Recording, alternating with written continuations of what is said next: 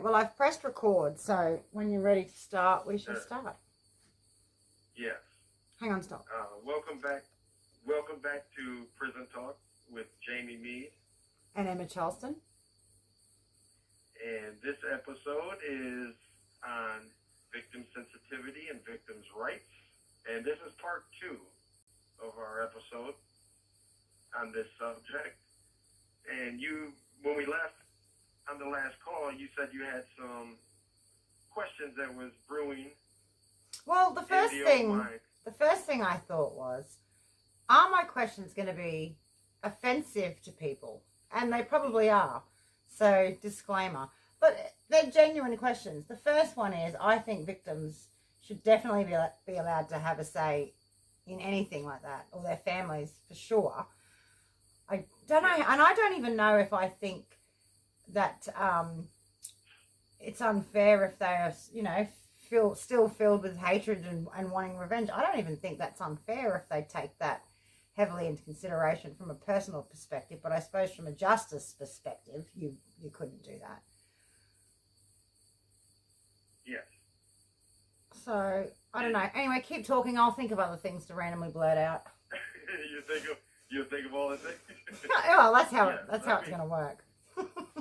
Well, even and then I failed to mention, in some states, they have even enacted victims' rights within their constitution, the state constitutions, to assure victims, have rights. And I try not to just limit it to Michigan. I want to, talk a little bit about, although I don't know a lot of the laws in the other states, but I am familiar by, reading just different articles, journals, reviews, where they mention other states. Would anybody disagree with that though? Like, really? Would anyone disagree with it being important? Well, we do have certain certain groups that oppose giving that much right or authority to victims, or who and why, or if not who, why? Why do they oppose it? Very progressive. Some of the abolitionist groups where they believe that all prisons should be abolished, or corrections period should be abolished. The whole system should be dismantled. And they have some of the arguments they make are halfway credible, but you can't just try to pass rights for the offenders. No, you have to have rights for the victims. Of course you can't. And and sometimes the atrocity of a specific crime itself is so horrendous that I can think of a few crimes where I don't think any leniency should be shown at all. But again, that's just me. Yeah, I mean, it's some people look at and even in here, and I'll just give from a offender standpoint. The offender standpoint itself, they have, within prison, there's a hierarchy of crimes that people shun or look down upon. And those are, I think I can imagine. CSC, child molestation. And, those victims actually survive. And yes, they are traumatized. However, when you have a crime of murder, the person doesn't survive. There's no bringing them back. And that's a major issue. Well, that's in here. That's another thing too, just from the family's perspective. They don't get another chance. They don't get a second chance. Why should the person that took their life get a second chance? I can really understand that. Yes, and that's but again, that goes back to what I was saying with reconciliation. The United States is leading in mass incarceration for a reason. Mm. They're leading the world in mass incarceration for a reason, and that reason is people in the United States have taken a stance of no second chances, of no mercy, of no, and that is, this country was built on second chances.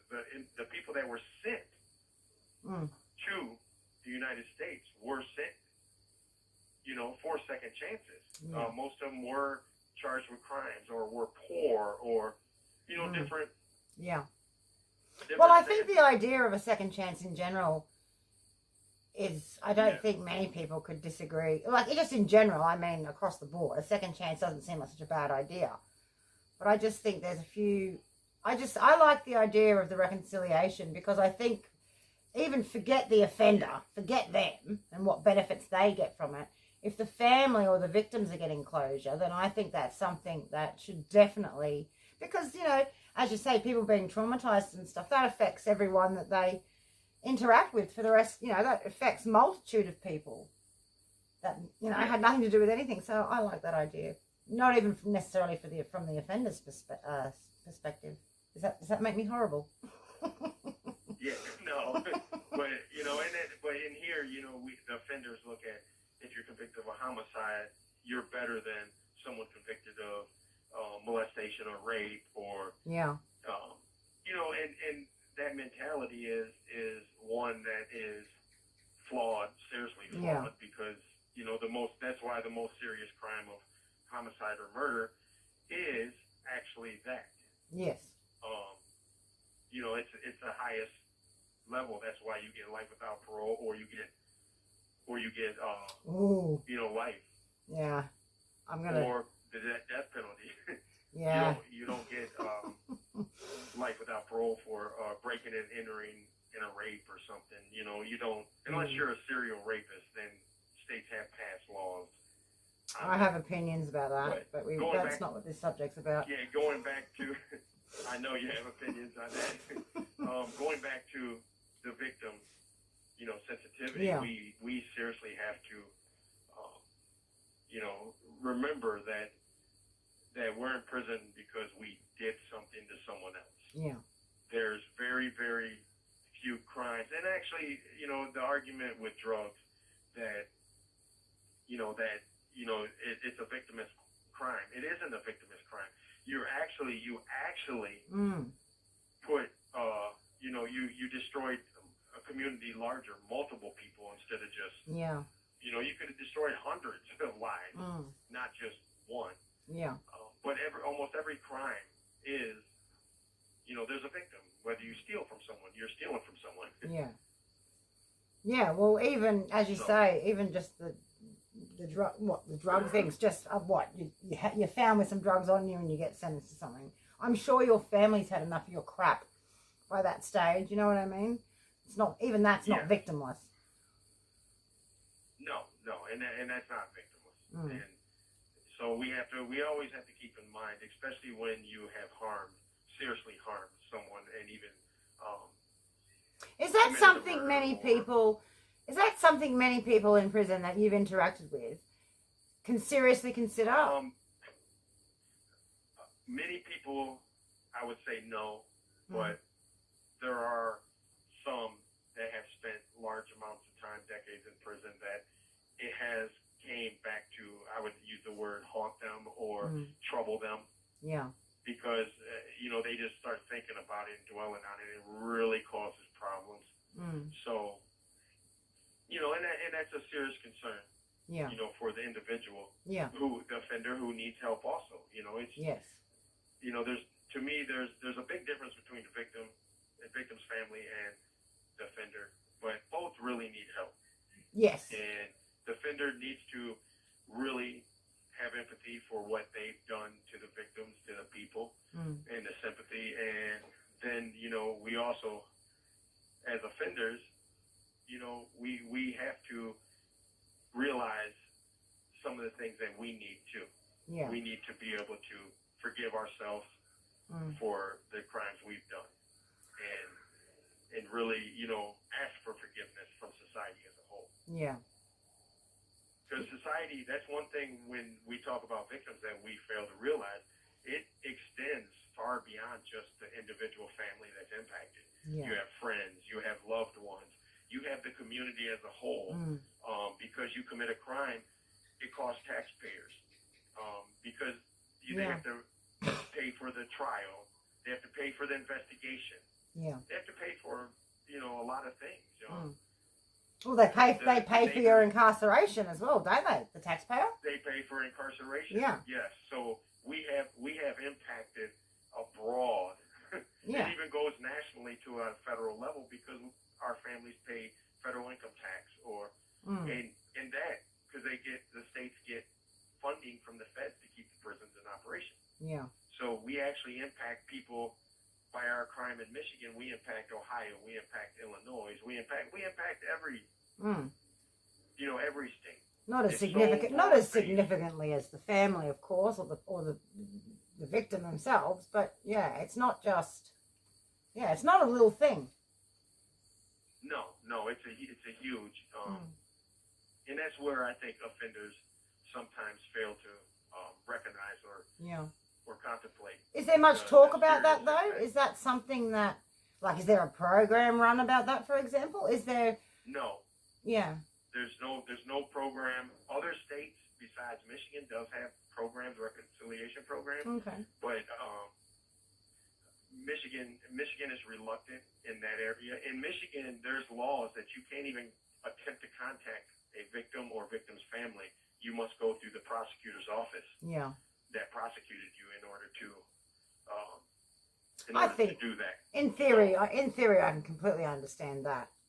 That to me, I can completely understand. Yeah, because they don't want you to harass. No, that's right. They don't want you to do something. And also the family that might not want to hear from you. They might not care 2 bits about what you've got to say or how sorry you are. Exactly. So, do you have any more questions? Oh. Do you think we covered? Well, I think we've covered it. I've got plenty of things to say, but I'm not saying most of them because a lot of them are off topic. Yeah. Or I'm going to get sidetracked, but you know what I'm like. We'll end up talking about whether or not the moon landing was real by the end of this if I go on my track. Yeah. But we always for our listeners, we always try to keep it to 20, 25 minute maximum. Yeah. I think we're about 20.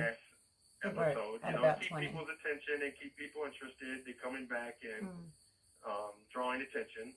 So, we do have to. I do believe Michigan. I'll speak specifically on Michigan as a summary, and I do believe Michigan should create some type of reconciliation program for the victim and offender to come together.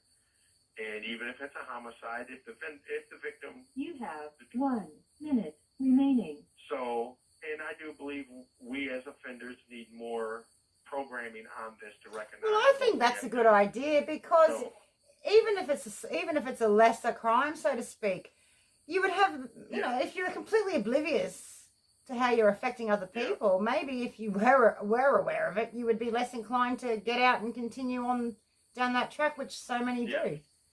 But it's hard to believe people are so stupid sometimes. Anyway. It's going to hang up. And tune in for our next episode, and thank you for taking the time to listen. And that's it. Bye. Yes, that's it. Have a nice day.